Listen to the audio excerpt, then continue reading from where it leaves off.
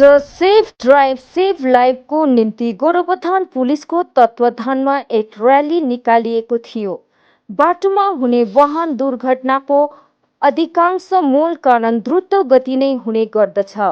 यसको निम्ति सर्वसाधारणलाई जानकारी गराउने हेतु आज गोरुबथान थानाको तत्वावधानमा थाना परिसरदेखि सोमबारे बजार हुँदै बजार परिक्रमा गरी पान डाँडासम्म गएका थिए।